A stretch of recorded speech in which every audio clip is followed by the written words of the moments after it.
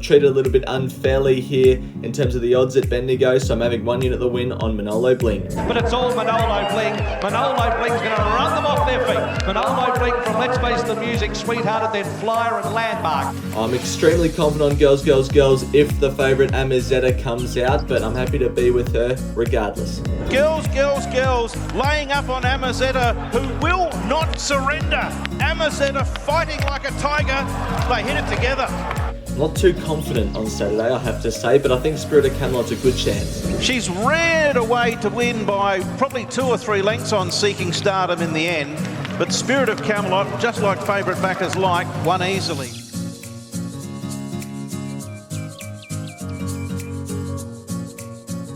Hello everyone, welcome to this week's preview. It's Mornington Cup Day in Victoria. It's all-age stakes day in Sydney. We've got racing at Oakbank in South Australia and Eagle Farm in Queensland to sink our teeth into. Can't wait for it. We've had back-to-back winning weeks. I feel pretty good. I feel pretty confident heading into this week. Let's get on with the new Insta. Here it is, the new Insta. The content is blooming and we're up to 45 followers. I'm hoping to make that up to at least 50 by the end of this weekend. So if you're not following my new Insta, make sure you go onto Instagram and check that out. Now moving on to the Fan Cup. This is how the leaderboard is looking. I just realised throughout the week that I was actually doing my maths wrong for betting to win $200 with a maximum stake of $100. So this is the mathematically correct leaderboard for what competition we're playing, which is the Fan Cup. Daniel Robinson way out in front, 168% profit on turnover from 3 bets. Make sure you follow all 5 of these guys' bets down in the comments. If they post their best bet again down in the comments, and make sure you do as well by following these rules. You should know the drill by now, but these are the rules if you've forgotten. Good luck in the Fan Cup this week. The first race at Mornington is the Mornington Size over the 1200 metres for the 2-year-olds. I'm with Tornado Queen, and this was her last start. Geelong debut maiden win. 2-year-old maidens at Geelong usually stack up pretty well, and I think this horse did well to win on this occasion. It was a bit of a sit and sprint, but it beat a horse by a length and a quarter called Hey Jessie, who came out yesterday and won at the Caulfield Heath track. So this form has already stood up. I like how we've already seen this horse be able to put itself in a position right on speed. That's going to be very beneficial around the tight Mornington circuit. And I think from gate 9, Liam Riddens is going to send this horse straight to the front or either outside the leader. That's going to be beneficial around Mornington, and I think it can make it back-to-back wins. Race 2, right down the bottom, horse number 10, Swansers. I'm with 1 unit the win on at $6. I hope I pronounced that right. This was her last start maiden win at Yarra Valley, winning by a half a length. Now, you're probably thinking, well, how can this horse, who's won by a half a length at Yarra Valley in a maiden, go to a Saturday grade race in a Fillies and Mares 70 and win? Well, gap third in this race, which is good, but you could look at the maiden side of things, or you can look at the fact that 2 starts ago, Swansers was only a length off Storm Season, and Storm Season started favourite against Athanatos at Flemington. I think this horse is really good, and the market is sort of underestimating it a bit because it's only a maiden winner. Gate 10 is a small query, will need a bit of luck, but they've got a big long run to the first bend there at the 1600 metre start at Mornington. I think it'll either settle outside leader or 1 out, 1 back, and if it unfortunately gets trapped 3 wide, no cover, then we're in a bit of trouble. But I think Swansers is on the way up in race number 2. The very next race, race number 3 in Mornington, I'm with number 2, Verdad. 3 units to win on at $2.45, and this was his last start. 2 starts ago, his win at Flemington in the same class and distance.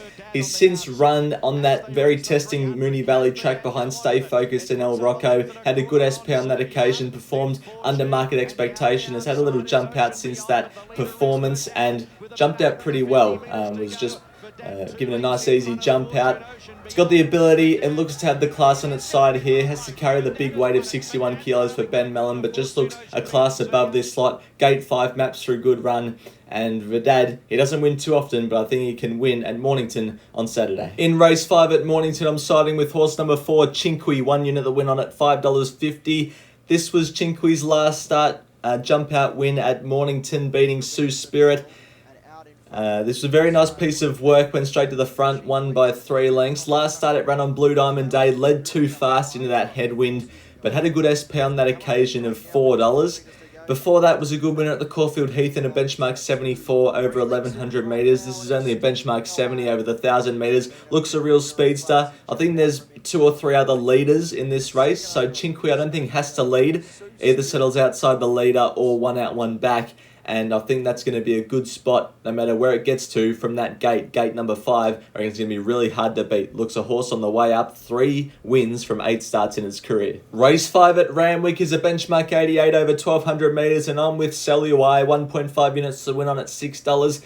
This was Celui's most recent win at Muswellbrook in a benchmark 90 over 1,000 metres. I thought I did well to win here first up with the 63 kilos. This was Celui's first run with the Richard and Will Friedman team. Has some good form coming back here to Victoria. And I just think this horse is going really well. Judging off this Muswellbrook win, is a 1,200 metre winner in the past, is a second up winner in the past. Gets back, judging off this run, but from gate 8 we'll be able to settle midfield off the inside, blending into the straight. I reckon that's where you're going to need to be. I think Celui can make it back-to-back wins. The first Group 1 at Randwick on Saturday is the an open race. It's the Champagne Stakes, 2-year-old 1,600 metres. I'm usually not that good when it comes to Group 1 previews that I don't have units on, but I'd be siding with Buffalo. I was with him in the size produce, was only a quarter of a length off Vinrock at a bit of a price.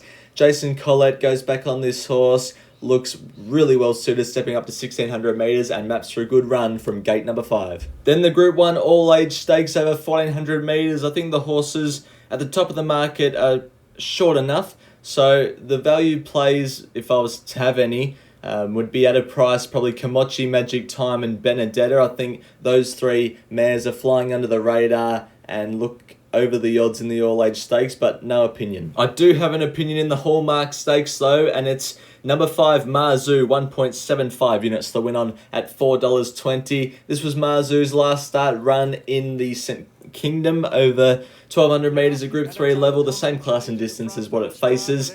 On Saturday, it drops down to the 58 kilos from the 59.5 kilos, gets the blinkers off, the pacifiers off. Gate 2 maps for a good run. At its best, this horse is really good, and I think those 2 gear changes, tinkering with it a little bit, will help it. It's good at the track and distance, and not much else to say. Joseph Pride, Jamie Mellum combined. I think Marzu's ready to win. Sticking with the Joseph Pride, Jamie Mellum combination in the last, race 10, number 16, Cool Jakey. 1 unit to win on at $6. This was Cool Jakey's last start run at Rose Hill in a benchmark 88 over 1,400 metres. Couldn't have enough on it at the 200 metre mark and got bloused late. I think this was on a soft 7. I think getting back onto a firmer surface will mean it won't run out of legs as badly as what it did on this occasion when Green Fly, a pure wet tracker, went straight over the top of it. 52.5 kilos, late in the day, gate 8, settles on speed. I think it sets up really well for Cool Jakey in the last at Randwick on Saturday. It's that time of the week, it's last man standing. Not much action from last week. Sharon's gone back into second placing, overtaking Vinny, and I was the only one to make a profit last week. That's pretty much all that happened. This is what we're doing this week. Sky High Horse Racing is having $75 the win on Vestas at Mornington, and then a $25 win all up with Vestas included, as well as Vidad and also Navy Pilot in the first at Eagle Farm. Sharon's bets, you can pause the screen if you want to have a look at them. Vinny hasn't got me through the bets yet. I'm going to have 60 the win on Town Crier in the last at Eagle Farm, 35 the win on Celui, and then a $5 all-up win with those 2 horses, as well as Swift Falcon. And Nikki's going to have a $100 win all-up, Nepotism, Swift Falcon, and French Endeavour. That's what we're doing for Last Man Standing this week. Race 3 at Oakbank is the Queen of the Hills, and I'm with Tani Treasure, 4.5 units to win on it at $2. This was Tani Treasure's last start run at Morphettville in a benchmark 74 over 1,400 metres against the boys, where it's probably unlucky not to win, just got a bit too far back. Off the ratings and the weights, it looks a race in 2. 84 rated Alpine Fly carrying 58 kilos. Tani Treasure rated 75 carrying 54 kilos. And then the third saddlecloth is also at 54 kilos, but is rated at 68. Tani Treasure gets so well in at the weights here, has had an 8-week let up since this run. Has never missed the top 2 from 5 starts at the 1400 metres. I just think Tani Treasure is going to blouse them. In race 7 at Oakbank, I'm with horse number 10, Overstrike. 0.75 units to win on at $7.50. This was Overstrike's most recent run behind Watch Me Win in a benchmark 70 over the 1100 metres. Now this horse fades out to finish 3 lengths off the winner in Watch Me Win, and now it steps up to the 1400 metres, and that's what caught my eye. Trying to read between the lines here. Why are they going to 1400 metres with a horse and the amount of like 1100, 1200 and 1000 metre options on offer? Why are they going to 1400 metres? Why are they going so far up in class? It's third up. It's got a 3 kilo claimer, bringing it down to 51 kilos. Gate 9 should lead, and I just think I'm reading between the lines here and think this horse could just come out and win. Race 2 at Eagle Farm is a distance race. I'm with number 8, The Right Way. 1 unit that went on at $5. This was The Right Way's most recent run at Doomben in a benchmark 70 over 1600 metres. Carried the 61 kilos on this occasion. Looks like a bit of a plotter, and finished 3.5 lengths off the winner on this occasion. Gets down to the 54 kilos because it's up in class. Gate 3 maps for a good run, and 4th up, I just think that setup means it's ready to go.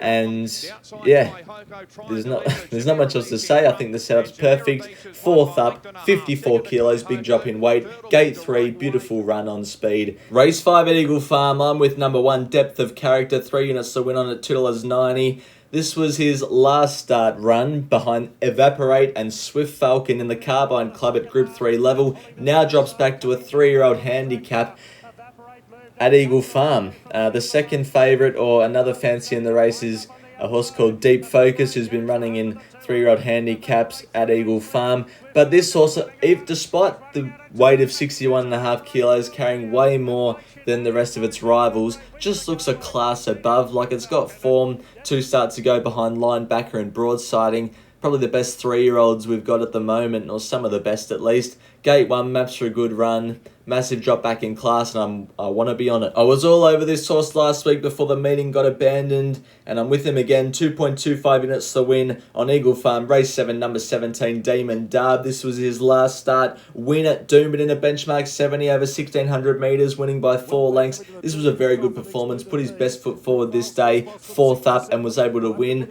We were with him 2 starts ago at the Gold Coast, and he started $4.80 and lost by 5 lengths, then came out and won by 4 lengths like he did here. That's what I thought he'd do 2 starts ago at the Gold Coast, but just shows that he's in form now. Gate 7 can map for a good run, midfield or so. Might sneak a pair or two closer with that gate, and I think it's a really good chance with the 56.5 kilos. Bailey Wheeler sticks. I want to be with it. And this will be my best bet anywhere on Saturday in the last at Eagle Farm. Race 10, number 22, Town Crier. 2.75 units to the win on at $4.50. Now you're probably wondering why. Gate 22, and it's your best of the day.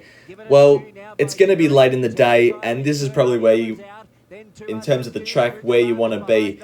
Out wide, this horse, including trials, has won its last 4. Its last 2 race starts. Last start at the Gold Coast, beat a good horse called Adiella, who then came out and won its next start at Doomben, and it shouldn't have won that day, Adiella, and it still managed to win. Very good form lines. Justin Stanley sticks. This horse looks really progressive. 5 wins from 13 starts. Gate 22 settles on speed to midfield, hopefully in the 3-wide running line with a bit of cover, and I reckon can blast home in the last. Now we'll get on to Let It Ride. Autumn Glow last week was scratched, and I kind of forgot that I had it in the Let It Ride, so the balance stays at the same level for this week, and we're chucking it all on the last at Eagle Farm, number 22, Town Crier, the place. It's currently at $2.05, so this might be a bit of a risky one, but I think that those odds, especially for the place, are really, really good. Town Crier is the Let It Ride bet for this week. Thanks everyone for watching this week's preview. It's going to be a 25 unit spend this week. Like I said at the start of the video, I've had 2 winning weeks in a row, and there's nothing to say why I can't make it 3 in a row. So hopefully that occurs. Thanks everyone again for watching, and until next week's video, bye for now.